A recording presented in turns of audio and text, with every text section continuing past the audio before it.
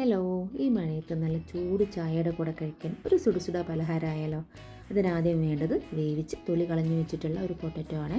അതിലേക്ക് ഒരു 1/4 ടീസ്പൂൺ മഞ്ഞൾപ്പൊടി, 1/2 table spoon pepper powder, 1 table spoon garam masala, പാകത്തിനുള്ള ഉപ്പ്, 1/2 ടീസ്പൂൺ ചില്ലി ഫ്ലേക്സ്, ചോപ്പ് ചെയ്ത് വെച്ചിട്ടുള്ള മല്ലിയിലയും കൂടെ ചേർത്ത് 2-3 ടേബിൾ സ്പൂൺ കോൺഫ്ലോർ കൂടെ ചേർത്ത് നന്നായിട്ട് കുഴച്ചെടുക്കണം.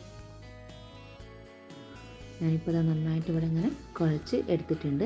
ഇനി അത് ചെറിയ ഉരുളകളാക്കി നമ്മുടെ കയ്യിലിട്ട് ഒന്ന് ഉരുട്ടിയെടുത്തിട്ട് ചെറിയ ചെറിയ പീസാക്കി നമുക്കത് കട്ട് ചെയ്ത് കൊടുക്കാം. അതിൽ ഞാൻ ഒന്നുകൂടെ കട്ടി കുറഞ്ഞ് കിട്ടാൻ വേണ്ടി നമുക്കിങ്ങനെ ഒരു പലകയിൽ വെച്ചൊന്നിങ്ങനെ ഉരുട്ടിയെടുക്കാം. അതിനുശേഷം നമുക്കൊരു ഡിസൈൻ കൊടുക്കാൻ വേണ്ടി നമുക്ക് ഫോർക്ക് വെച്ചിട്ട് ഇങ്ങനെ ഒന്ന് പ്രസ് ചെയ്ത് കൊടുക്കാം. അത് കഴിഞ്ഞ് ആ ഒരു ഭാഗം അങ്ങനെ കട്ട് ചെയ്തെടുക്കാം. കാരണം ഓരോന്നിങ്ങനെ കട്ട് ചെയ്തിട്ട് ഈ ഡിസൈൻ കൊടുക്കുന്നതിലൊന്നല്ല, ഇങ്ങനെ വെച്ചിട്ട് നമുക്കൊരു ഡിസൈൻ പോലെ ചെയ്തെടുക്കുന്നതാണ്. ഇത്രയാണ് ഞാനിവിടെ കട്ട് ചെയ്ത് വെച്ചിട്ടുള്ളത്. ഇനി ഈ കട്ട് ചെയ്ത് വെച്ചിട്ടുള്ള ഓരോ പീസും നമ്മളത് ഒരു മുട്ടയിലേക്ക് മുക്കിയിട്ട് നമ്മൾ ബ്രെഡിൻ്റെയോ അല്ലെങ്കിൽ റസ്കിൻ്റെയോ ക്രംസിലോ ഒന്ന് പൊതിഞ്ഞെടുക്കണം. ഇതേപോലെ നമുക്ക് എല്ലാതും ഒന്ന് പൊതിഞ്ഞെടുത്തിട്ട് വരാം.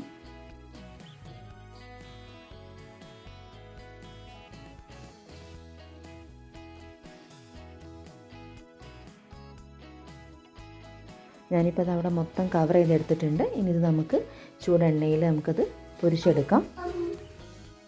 പൊരിച്ചെടുക്കുമ്പോൾ ഹൈ ഫ്ലെയിമിൽ ഇടരുത്, നമ്മളെപ്പോഴും ലോ ഫ്ലെയിമിൽ ഇട്ടിട്ട് വേണം അത് പൊരിച്ചെടുക്കാൻ. കാരണം പൊട്ടറ്റൊക്കെ ഓൾറെഡി കുക്കായതാണ്.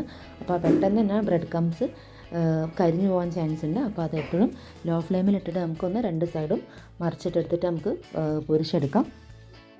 കുറേശ്ശെയായിട്ട് ഇട്ട് കൊടുത്ത് നമുക്ക് മുഴുവനും ഇതേപോലെ തന്നെ പൊരിച്ചെടുക്കാം.